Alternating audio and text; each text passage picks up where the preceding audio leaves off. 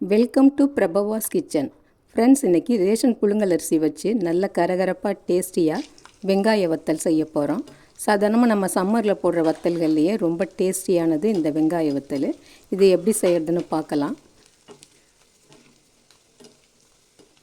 இதுக்கு ஃபஸ்ட்டு நான் ரேஷன் புழுங்கல் அரிசி 2 டம்ளர் அளவு அளந்து ஒரு பாத்திரத்தில் போட்டுட்டு இதில் ஒரு 4-5 தடவை தண்ணி ஊற்றி நல்லா வாஷ் பண்ணிவிட்டு திரும்பவும் நல்ல தண்ணி ஊற்றி ஒரு 2 மணி நேரத்துக்கு ஊற வச்சு நைஸாக கிரைண்டர்லேயோ மிக்சியிலையோ அரைச்சி எடுத்துக்கலாம்.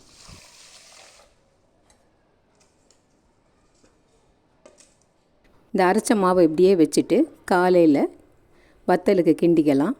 நைட்டு அரைச்சி வச்சு காலையில் வத்தல் கிண்டுறப்ப நல்ல அந்த வத்தல் நல்ல கிறிஸ்பியாக டேஸ்டியாக இருக்கும்.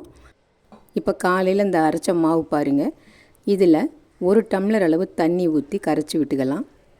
அரிசி அளந்த டம்ளரால் 1 டம்ளர் தண்ணி ஊற்றி கரைச்சி விட்டுக்கலாம். நம்ம மாவு ஆட்டுறப்போ ஓரளவு திக்காக ஆட்டி வச்சுக்கணும், ரொம்ப தண்ணி ஊற்றி ஆட்ட வேண்டாம்.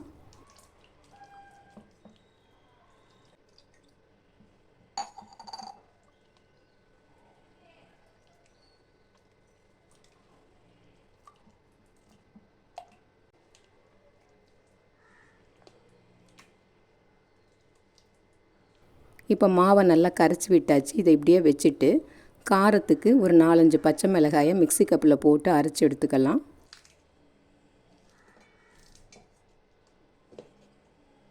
இப்போ ஒரு குக்கரு அல்லது திக்கான இந்த மாதிரி ஒரு பேன் எடுத்துகிட்டு இதில் 3 டம்ளர் அளவு தண்ணி அளந்து எடுத்துக்கலாம். 1 டம்ளர் தண்ணி ஊற்றி மாவை கரைச்சிட்டோம். இப்போ 3 டம்ளர் தண்ணி ஊற்றி இதை கொதிக்க விட்டுடலாம். வத்தல் கிண்டுறப்ப தண்ணி பத்தலைன்னா பக்கத்து பர்னரில் 1 டம்ளர் தண்ணி ஊற்றி நம்ம கொதிக்க விட்டுக்கலாம். பத்தாத சமயத்தில் அதை யூஸ் பண்ணிக்கலாம். அடுத்தது பெரிய வெங்காயம் 2 வெங்காயம், இதை பொடியாக சாப் பண்ணி வச்சுக்கலாம். இப்போ தண்ணி நல்லா சூடாகி கொதிக்க போகிற சமயத்தில் அரைச்ச பச்சை மிளகாயை சேர்த்துட்டு கரைச்சி வச்சுருக்கிற மாவையும் ஊற்றிக்கலாம். ஃப்ளேம் ஹையாகவே இருக்கட்டும். மாவு நல்லா வெந்து வர்றப்ப தான் அது மீடியத்துக்கு லோவுக்கு மாற்றிக்கணும்.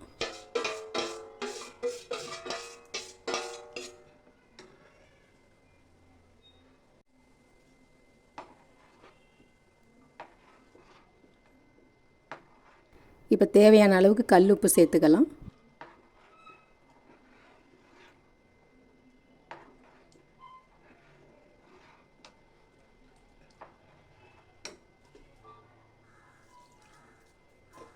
உப்பு சேர்த்ததுக்கப்புறம் இதை விடாமல் கிளறி விட்டுக்கலாம். அப்போ தான் அடி பிடிக்காமல் இருக்கும்.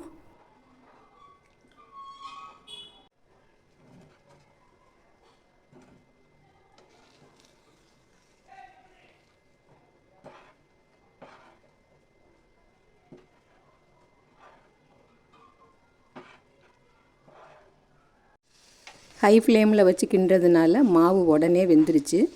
இப்போ மீடியம் ஃப்ளேமுக்கு மாற்றிக்கலாம்.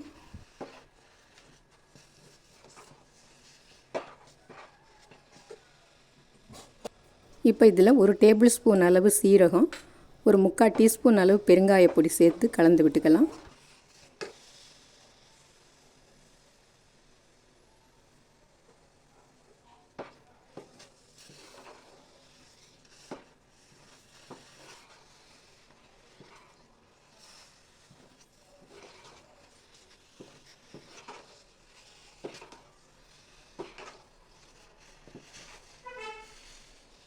இப்போ தண்ணியில் கையை நனைச்சிட்டு மாவை தொட்டு பார்க்கலாம். மாவு நல்லா வெந்திருக்குது.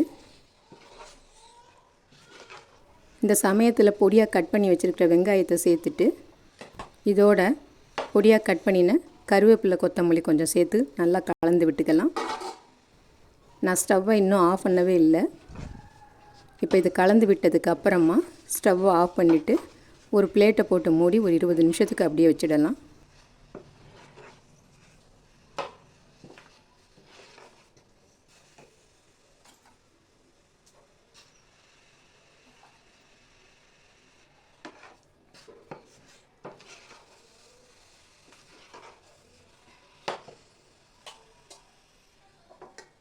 இப்போ பிளேட்டை போட்டு மூடி வச்சிடலாம். இந்த 20 நிமிஷத்தில் கொஞ்சம் சூடு ஓரளவுக்கு ஆறிடும். அதுக்கப்புறம் நம்ம வத்த கிள்ளி வச்சுக்கலாம்.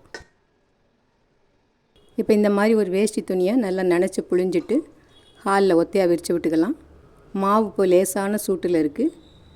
இப்போ தண்ணியில் கையை நனைச்சிட்டு சின்ன சின்னதாக வத்தல் கிள்ளி வச்சுக்கலாம்.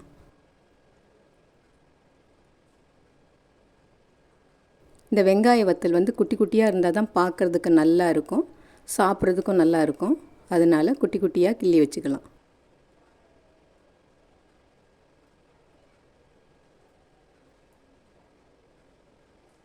மாவு ரொம்ப ஆறிடக்கூடாது. ரொம்ப ஆறினோம்னா வத்தல் கிள்ளி வைக்கிறது கஷ்டமாக இருக்கும். அதனால் லேசான சூட்டில் இருக்கிறப்பயே கையை தண்ணியில் நனைச்சிட்டு கொஞ்சம் கொஞ்சம் மாவாக எடுத்து வத்தலை கிள்ளி வச்சுக்கலாம்.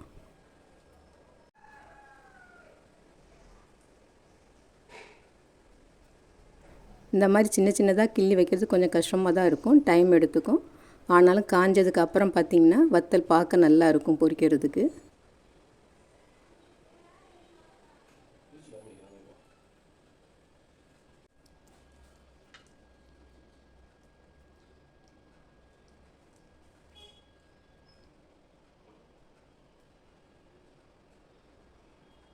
இப்போ எல்லா மாவையும் வத்தல் கிள்ளி வச்சாச்சு. இது ஒரு 2 நாளைக்கு காஞ்சா போதும். அதுக்கப்புறம் வெயிலில் ஒரு 2 மணி நேரம் வச்சு எடுத்து வச்சிடலாம். இது நாள் முழுக்க ஃபேன் ஓடிட்டுருக்க வேண்டாம். நம்ம உட்கார்ற சமயத்தில் ஃபேனை போட்டால் போதும். அதுக்கப்புறம் இந்த ஹீட்டுக்கே வத்தல் நல்லா காஞ்சிடும். இப்போ 2 நாள் கழித்து பாருங்கள், வத்தல் நல்லா காஞ்சிருக்கு. இதை நம்ம தண்ணி ஊற்றி தெளிச்செல்லாம் எடுக்க வேணாம். அப்படியே கையாலே தேய்ச்சி விட்டால் எல்லா வத்தலும் கழண்டு வந்துடும். நான் போடுற வத்தல் எல்லாமே வெயிலில் போடலை, வீட்டு ஹாலிலே தான் போடுறேன். இப்போ இந்த வத்தலை பாருங்கள், இது வெயிலில் ஒரு 2-3 மணி நேரம் வச்சு எடுத்தது நல்லா காஞ்சிடுச்சு. இதை இப்போ பொரித்து காமிக்கிறேன். இப்போ எண்ணெய் ஓரளவு காஞ்சிருக்கு. 2 வத்தலை போடுறேன்.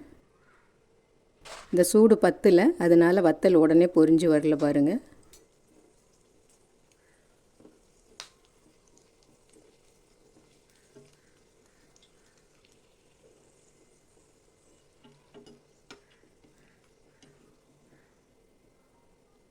இப்போ எண்ணெய் நல்லா சரியான சூட்டில் இருக்குது. இப்போ போடுறேன். பாருங்கள் எப்படி பொரிஞ்சு வருதுன்னு. இந்த வெங்காய வத்தல் நல்ல ஒயிட்டாலாம் இருக்காது. வெங்காயம் சேர்க்கறதுனால கொஞ்சம் செவந்து தான் வரும். ஆனால் டேஸ்ட்டு அவ்வளோ அருமையாக இருக்கும். ரசம் சாதம், சாம்பார் சாதத்துக்கெல்லாம் சைட் டிஷ்ஷே தேவையில்லை, இந்த வெங்காய வத்தலே போதும். அந்தளவுக்கு நல்லாயிருக்கும்.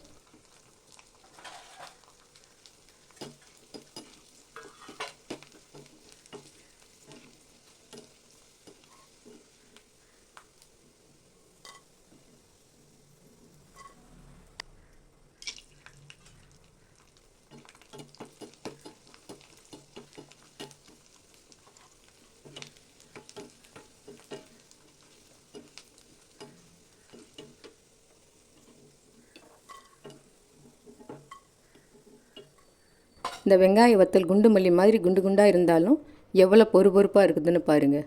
இப்போ இதை நொறுக்கி காமிக்கிறேன். இந்த டிஷ்ஷு பிடிச்சிருந்ததுன்னா லைக் பண்ணுங்கள், ஷேர் பண்ணுங்கள், மறக்காமல் சப்ஸ்கிரைப் பண்ணுங்கள். நன்றி.